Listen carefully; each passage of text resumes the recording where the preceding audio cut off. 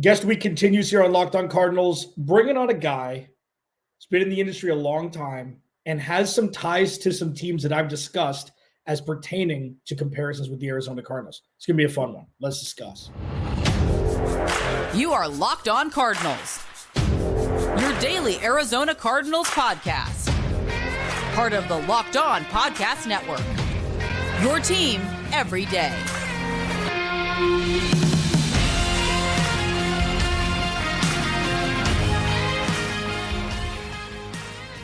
Welcome in, Locked On Cardinals. Alex Clancy here. Follow me on Twitter at Locked On AZ Card. Still locked out of my Clancy's Corner Twitter account. I've got some feelers out, so hopefully it won't be for too much longer. Please go to the YouTube channel, search Locked On Arizona Cardinals, hit that subscribe button, turn notifications on. Thanks for making Locked On Cardinals your first listen, free wherever you get your podcast and on YouTube. Today's episode is brought to you by the GameTime app. Download the GameTime app, create an account. Use code Locked On for $20 off your first purchase. Guest week continues. Mina Kimes Monday, Kyle Odegaard yesterday, and now somebody I've been wanting to get on for a while, Matt Hamilton, producer over at FanDuel TV, formerly of Good Morning Football. But there are many other reasons why I wanted to have you on, namely your past, and I'm really excited to have you on. Thanks for joining me, man. No, thanks for reaching out and asking me to come on. I don't know if I can live up to those other two guests, but I'm going to try. It's fine. I mean, Mina and I got in an argument, so she's not exactly on my positive list now. But it's going to all be about number 4 overall or trading back. And this is something that I promised my listeners every day. I'll be talking about it every day because there's always a new little wrinkle, always a new little storyline. Now Denver is mocked by Matt Miller to move up. Like, it's never going to stop until Thursday night on the draft. We're going to hit that later on. But Matt, there's a couple things that I want to start off with your past. Okay. Mm-hmm. And for everydayers, if this is your first listen to Locked On Cardinals, first of all, thank you. Second of all, I've wanted the comp for the Arizona Cardinals, this new iteration, to be to the Detroit Lions. Dan Campbell, Jared Goff, draft well, sign key free agents, and play functional football. Matt was an intern scout in 2013 for Detroit. Now you say, well, it was a decade ago. That doesn't matter. Being in the building for an organization that went from probably where the Cardinals are now, they're creeping out of it, but like 2018-ish for the Cardinals, all the way to one of the most fun teams, if not the most fun team to watch in football, there's a huge transformation there. Start with that. Tell me what it was like in 2013. I know it's been a decade, but from what you can remember being in that building, tell me what it was like for the Lions, and now we can kind of compare it to what we're seeing now. Yeah, and it was a different regime in a lot of ways, but because it was Martin Mayhew as the GM then, but there was a lot of carryover in staff. And I think that's one thing people kind of overlook when their GM changes. A lot of the time the scouting staff does stay on, especially the established guys. And one of the guys that I worked there with actually was Dave Sears, who now, of course, is the assistant general manager of the Cardinals and was a part of that early Brad Holmes, rebuilding of the Detroit Lions. So, just personally from my experience working with him, he is a brilliant guy. He's as talented a college scout as there is, as talented an evaluator of talent from the college level. So for Monty to get him in the building, again, especially after what you talked about with Detroit, he was a part of that rebuild of that roster. I think he's gonna play a big role here over these next couple of drafts in helping the Cardinals retool and follow that model. For sure. And excuse the YouTube crowd. My camera's fritzing right now. I'll be back in a second. And the fascinating part, Matt, is nobody expected this from the Lions. You just expect this is what it's going to be. You expect it from the Browns. You expect it from different organizations where it's like they're just going to be in the doldrums, and that's what it's going to be for that organization. They're going to be laughing stocks, and that's pretty much what we're going to experience in perpetuity. And then now it's completely flipped. Yeah, like they are now looked at as the belle of the ball in the NFC North. I know Packers fans would have something to say about that, but it's in the Bears obviously now with their transformation. But did you ever see from when you were there, could you ever picture experiencing this a decade later? It's a great question. And there are so many elements to it, again, like behind the scenes that people don't see or think about all the time. And a lot of what was going on there, ownership I've seen evolve. And I think that's the biggest part of it. The ownership has to be on the same page with the front office. They have to be all in. And I think Lions ownership now is. I didn't necessarily feel that at the time when I was there. So I think that's a big part of it. And I think, and this obviously is something we talk about a lot, but finding a coach that's the right fit for the culture. And Dan Campbell, obviously the perfect fit for what the Lions needed to change the narrative there. We see how his personality is and how those guys have responded to it. And I do look at Jonathan Gannon and what he did last year. We all knew it was going to be a rough year going into the season. When you look at the roster, when you look at you're going into the year with Kyler and Buda out, it was setting up for a really, really tough year. There weren't expectations on it, but the way that they battled, and I know you don't get, flowers in the NFL for just battling and being close, but they battled against every friggin' team that they played. And even through the long stretch of the season, even when they were out of it, they showed up every single week and fought their asses off. And when you look at what the Lions did early on with Dan Campbell, that was kind of the hallmark until they got the talent up to par with, where they needed to be with the other good teams in the NFL. And I think the Cardinals are at that stage right now. Yeah. And I called it proof of concept last year. I mean, it's just put the stencil in. The talent's the easy part.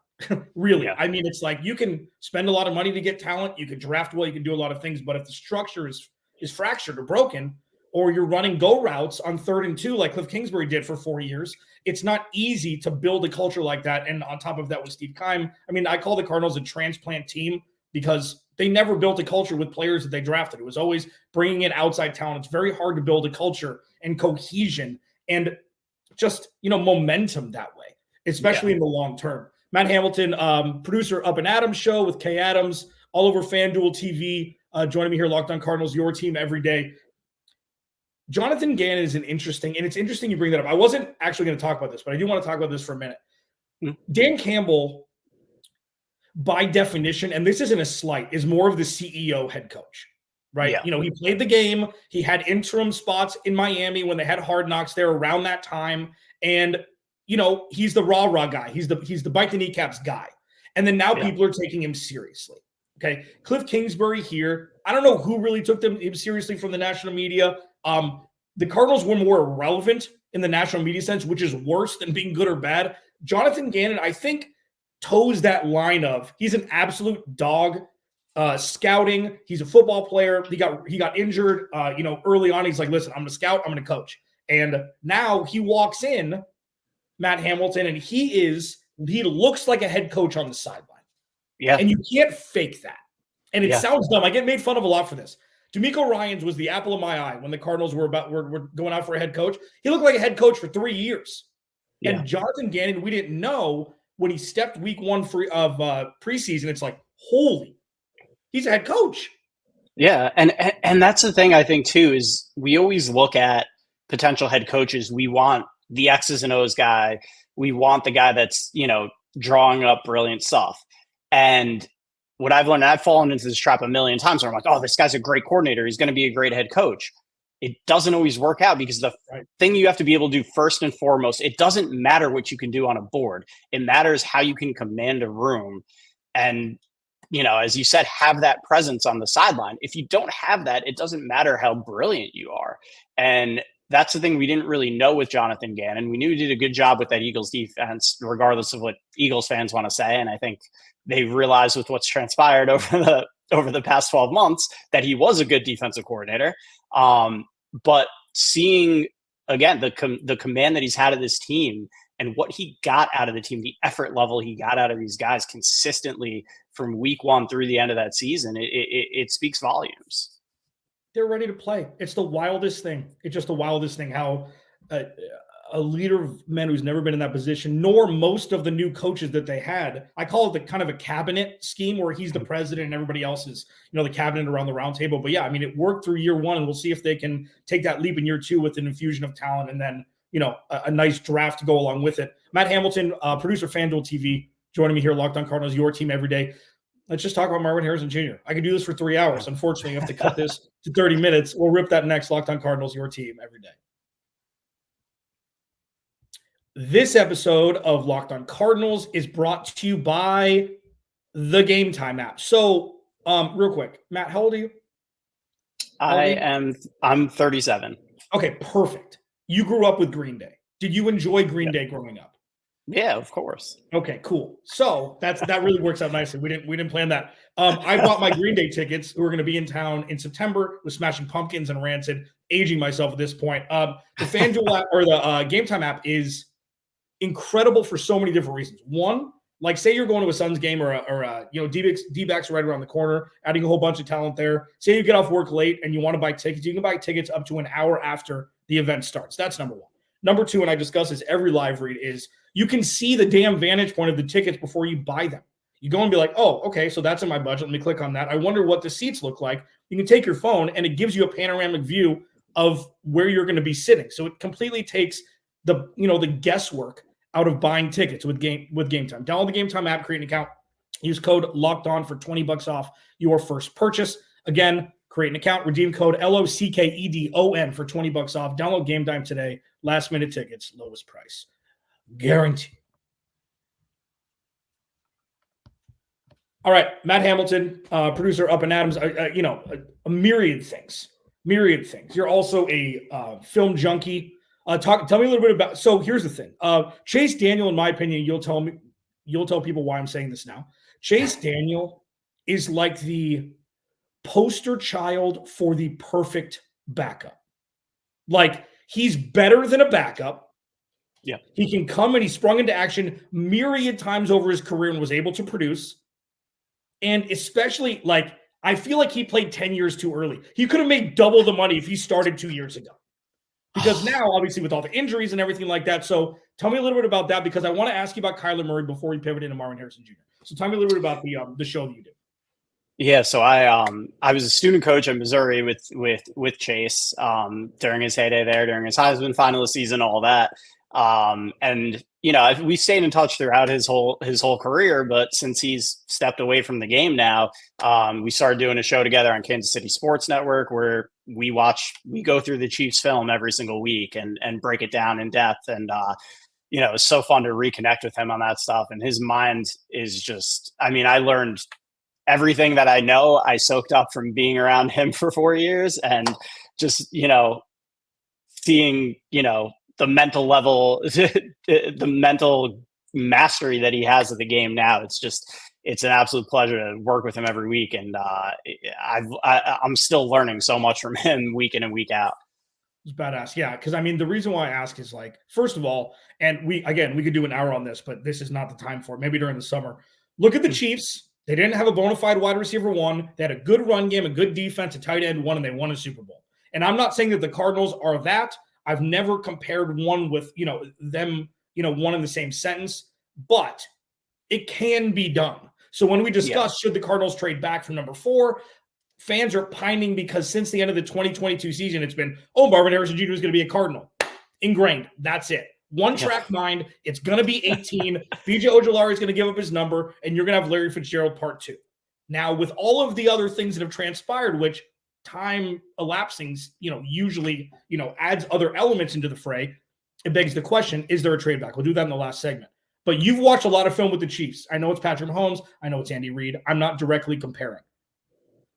You can win without a wide receiver one, a bona fide wide receiver one, if you have that elite pass catcher just from the tight end position. Yeah, absolutely. And, you look at the choices that the Chiefs made, and I think this is something interesting, and I don't think every team is on this page yet, but we're seeing the Chiefs did it, the Packers did it too, trading Devontae, where they're realizing there's a much deeper talent pool at receiver in the draft every single year, and it seems to just be growing and growing every year. Even these elite receivers, it may not be worth paying Tyreek $30 million a year when you can dip into the draft. The Chiefs found Rashee Rice, who I think is a legitimate number 1, but they found him in the second round.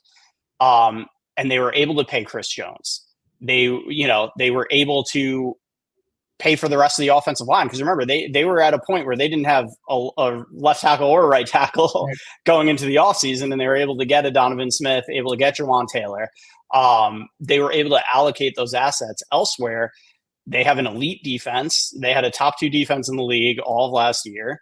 As you said, having Travis Kelce, that's hard to find. Having Patrick Mahomes is hard to find.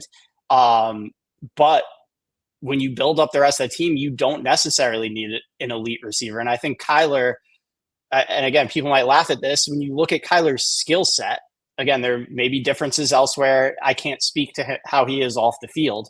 When you look at his skill set and the degree of difficulty of things that he can do, he is an elite talent at the quarterback position. He makes stuff happen out of nothing.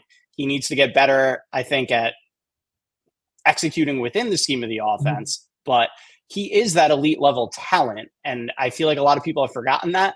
But when you have a guy like that, especially, it gives you the opportunity to succeed offensively when you don't have the elite pass catchers. And I do think I am a huge fan of Trey McBride. I'm not saying he's going to be Travis Kelce.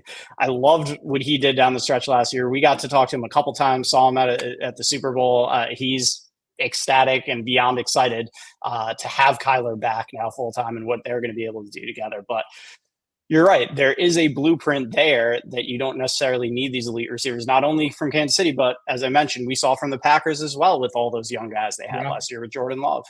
Right. Yeah. And it's obvious, and you could take the other side. Well, they won a Super Bowl with Tyreek Hill also. So what? They were 14 seconds away from being booted from that game. Okay. So let's revisionist history is fine. This is how you can compare the Cardinals to the Chiefs. There's very few ways. Now, with Kyler Murray, the sticking point for me is, and you guys did a great job a couple days ago talking about the Cardinals with you and Kay, and it's poignant because it's like there's like people are tired about talking about Kyler Murray. Oh, it's his contract. Oh, it's this. Oh, it's something. Well, the contract is now going to look like a steal after this year. And what he's finally in his scheme, I always used to say he'd win in spite of Cliff Kingsbury, not because of him. He would bail Cliff Kingsbury out of a lot of situations. And Kyler Murray is not a run-first quarterback. And I think that's a very important distinction to make where he always looks to throw first. Doesn't matter. It's not first read run. It's not second read run. And if he's got time, like he will this year with Jonah Williams, who's going to upgrade in the offensive line. They may draft the Barton kid out of Duke at 27. Like, it's going to be different now. And Drew Petzing runs a big boy NFL, run first, run play action, feature the tight end, feature the wide receivers. Like, this is going to be an anomaly for people to really to compress because they've never seen it before with Kyler Murray. Aside from a couple games last year where, it was kind of a throwaway at the end of the year. And with you watching film, is like, you think, let me ask you this, and then we'll pivot to Marvin Harrison Jr. Do you think that Kyler Murray has the skill set to lead a team to a Super Bowl? Oh, 100%. There's no question in my mind, physically, talent-wise, skill set-wise, that he could be an MVP and lead a team to a Super Bowl. Again, the stuff, and everybody's tired of talking about it, but the stuff, we still have to see is he doing the right things off the field? Mm-hmm. Can he do the things mentally, or is he willing to put in the effort mentally? He's a smart guy. We've seen that. But is he willing to put in the effort to master the system now and do everything within the flow of the offense that needs to be done? Because, again, it wasn't his fault. As you said, there were a lot of issues with the system that he was in with Cliff Kingsbury, but we still haven't really seen that on a consistent basis. So while I have those questions, skill set wise, I'm as high. I haven't lost any of my – I've always been a huge fan of his, and I'm still a huge fan of his, and I still think he has everything in front of him. Yeah, and it's and we'll pivot here in just a sec. I've talked a lot this offseason, during the season, et cetera. And then when he played, it's like, it's a different angle for him. He's posting more on social media. He's giving people insight into his life, which is different than, why is he posting all this crap on social media? Why? Like, he was a hermit compared to what you'd expect from a number one overall pick. And that's never been, it's not his, I've constantly been defending him. It's like, he's always been the best player on the field since he stepped on the field since he was 5. You don't have to be a leader. You just go and you win. You lead by example. And then the stuff when there's, the actual controversies and conversations you have to have as you're losing more games than you're winning year in, year out to start the season, to start his career, it's like, okay, now something needs to shift. And I don't think he had a safe space. Are we in the nest? Like he didn't have that space to be able just to grow and be himself and learn and have somebody that he trusts leading the way, whether it be the head coach or GM. I mean, is that like, and I know that you obviously don't see it as close as I do, but has that transformation been a little bit more apparent? Does it look like he's having more fun this year than he was in years past? It does, and I think the thing that really stood out to me, we talked to Budda Baker about 2 weeks ago, and just the way that he talked about Kyler was what really stood out to me, because we talked to other Cardinals over the years that, they're like, oh, Kyler is really talented, but they didn't really want to say a whole lot about him. And Budda was, gave as much praise as you could possibly give, not just about what Kyler can do on the field, but how he's developed. He kept using the word growth and talked about him as a leader. And that's the stuff I think we've all been dying to hear about Kyler, is that he is growing. He is working on things. He is becoming a leader. And Budda seems all in behind his quarterback. And it seems like he's not the only one, with the way you talked about how the rest of the locker room's responding to him as well. Yeah, that's great. And Budda's just been the vitriol against him. They got to trade him, too much money. Shut up. He's the heartbeat of the team. He should retire in Arizona Cardinal. I still think he's going to play 1 year with the Seahawks, his last year, because, he's from up there. He played, but for now, I think he's got 5 more years with the Cardinals. So that's great to hear. Matt Hamilton, producer, Up and Adams show, all over FanDuel TV, huge film junkie. And this is going to be good. Marvin Harrison Jr. trade back, stick and pick. If you do trade back, what's the package? We'll discuss it next as we're all on here. Ross Jackson, I'm sorry. I'm going to go long today. Locked On Cardinals, your team every day. This episode of Locked On Cardinals is brought to you by FanDuel, part of the FanDuel family here, Matt Hamilton as well. Say goodbye to busted brackets, because FanDuel lets you bet on every game in the tourney. Good luck picking the outright winner. You can do it on FanDuel. You think it's going to be UConn? You think they're just going to roll over in the Sweet 16 and Elite 8? You think Purdue's going to come in with their 7-3 behemoth down low and take a championship, kind of like Virginia did, and flip the script on what everybody thinks about Purdue? You can do all of that at FanDuel, whether you're betting on a big upset or a 1 seed. It's time to go dancing on America's #1 sportsbook. And right now, new customers get $200 in bonus bets if your first $5 bet wins. That's $200 to use on point spreads, money lines, and again, as I mentioned, outright winner, baby. Just visit FanDuel.com/lockedon and bet on college hoops until they cut down those nets. Matt Hamilton joining me at Matt Hamilton 25. Alex Clancy, follow me on Twitter at Clancy's Corner /LockedOnAZCards. Please go to the YouTube channel, search Locked On Arizona Cardinals, hit that subscribe button, man. You know that I'm just happy that you're here, but if you want to support the show, everydayers, cool. You've been around with me since 2017, and it's only going to get better. So Matt's going to tell me now, first, how great of a talent Marvin Harrison Jr. is, and then what he thinks about the trade back, if that would be the most beneficial thing for the Arizona Cardinals as pertaining to roster building. Go ahead. Yeah, so we had a little conversation about this off the air. I think Marvin Harrison Jr. is a special talent, and I think with what we talked about earlier about paying wide receiver, I think that's where it's almost becoming like we talk about with quarterbacks, where you want a guy on his rookie deal and to maximize his rookie deal. Right. I still think there's so much value. If you get him at 4 overall, there's still so much value there. Having him for 4 years on that rookie deal plus the 5th-year option, I think it's different than going out and signing a Devontae Adams for $30 million a year, $35 million a year, whatever. So when I look at the way this team's constructed, I want to give my elite quarterback an elite weapon to throw to. I think Marvin Harrison is too good to pass up on from a Cardinals perspective, again, especially when you look at the way the team's constructed. That being said, I do see your point. Like it's not an easy decision. If you get an absolute haul to move back, there are a lot of other needs on this team too. And I'm sure Jonathan Gannon is dying to build up in the trenches. We saw them make a lot of depth moves on free agency, get some guys that are good pieces, but more rotational guys. Like they need a stud. They need a stud to get after the quarterback. And, obviously if you trade down, you accumulate some more assets, you might have a chance to do that. In the middle of the first round, of course, they have pick 27, as you mentioned before too. But I'm also wondering, I thought about this just kind of as we were talking, and as I'm thinking about the Cardinals roster, I'm going to throw something at you. Because you have history with this guy. Always a producer. So does John. Always a damn producer. But you have history with him. Your Cardinals have history with him. Jonathan Gannon has history with him. We've been hearing it swirling around that Hassan Reddick might be on the market. What if you draft Marvin Harrison trade for Hassan Reddick and you get somebody else at 27, maybe to build up the offensive line. Are you happy with that? It's interesting. The price tag is massive. So there'd have to be a restructure, extension, maybe a little bit more guaranteed money up front. And Philly would have to get out of their damn keisters thinking they're going to get a second-round pick for him. So that's the thing. Like, if it's a third and a fifth, a third and a sixth, something like that, because of the price tag that comes along with it, I mean, I just think at 29 years old, here's the thing. There's a couple misconceptions. One, look at Justin Houston. Look at Jason Pierre-Paul. All of these guys played well into their 30s. So just because somebody's going to turn 30, stop it. That doesn't mean that's like saying, a running back can't be on the team unless if he's over 30. Stop it. It's all about the actual scheme itself. And Hassan Reddick had his 2 best years with Jonathan Gannon. So when you look at that, that is enticing. Obviously, the reclamation project with him coming back and actually being utilized properly when the Cardinals had 4 years to do it and couldn't the first time. I just think at this point, it would be more next year than this year. The Cardinals have more money than King Midas next year to be able to spend.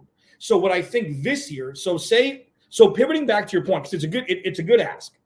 Pivoting back to your point, say they do take Marvin Harrison Jr. 4. It's a win. And again, I have to disclaim this. If they take him, they're going to be better. Okay? So for those that are in my comments saying, you're saying Marvin Harrison Jr. isn't good, stop it. Okay? If they take him at 4, immediate jersey sales, season tickets, everything from a business standpoint is going to go up. Okay? And you know what? Season ticket holders for the Cardinals for the last 30 years deserve it. So with that, I use the phrase the Cardinals need to eat their vegetables. And I've said that since Steve Keim drafted Isaiah Simmons and Tristan and Zaven Collins. And he just threw the book out on rational thought.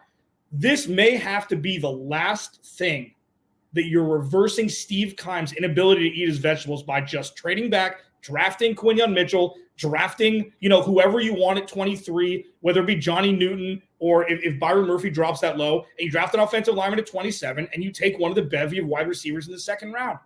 Or you punt on the position in some capacity, you sign a free agent guy to fill the gap, and you have Trey McBride be your wide receiver 1. So both are palatable, Matt Hamilton, FanDuel TV, and one is be more fun for the fans, and I think one will be more beneficial for the team in the long run. And that's it. That's the easy. That's the seesaw back and forth that is just melting my brain between now and for the next month. Yeah, and I mean, your logic is on point. There's a lot of value to potentially trading back. Pick a side for me. I can't do it. I got you. But especially with this being one of the deeper wide receiver drafts that we've seen, it makes a lot of sense. But to me, I have to I need that guy for Kyler Murray. I've invested in Kyler Murray. And I love how they've doubled down on him. They're all in on him. I love how there's been no mixed messaging from the organization. He is their guy. But in order for him to succeed, you need a number 1 there. You need a bona fide number 1. And the longer you wait with a trade down, there is a lot of talent. Some of those guys are going to end up being number 1s. And of course, there's never a sure thing in the draft, but Marvin Harrison Jr. is as close to a sure thing number 1 as you're going to get. The longer you wait, the bigger the question marks become. And they don't have the luxury, I don't think, of waiting, because you look at that receiver group right now. If you don't get him, if you are taking more of a risk on another receiver later, maybe he becomes a good number 2, number 3. You still need that go-to guy. And so to me, I can't pass on that given the way the roster is currently constructed. Anytime somebody answers directly, I'm like, yeah, you're right. Like, if you would have said the other, I'd be like, yeah, that makes sense. You're right. Troy Franklin is an absolute apple of my eye in this draft. So if the Cardinals didn't draft Marvin Harrison Jr., ended up with Troy Franklin top of the second round, I wouldn't be upset. Just keep in mind one thing. Keep this just – I try to future pace thought processes for everydayers here, for people listening to Locked On Cardinals.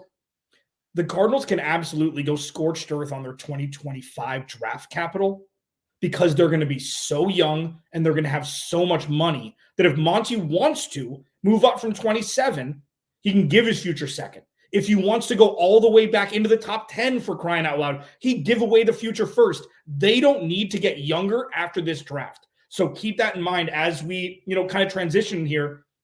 Everything is on the table with Monty Austin for it. And, if Matt Hamilton's right, the Cardinals pick Marvin Harrison Jr. at 4. Could be a lot damn worse. Alex Clancy, Locked On Cardinals. Guest week returns tomorrow. It's going to be a secret. I'll talk to you then.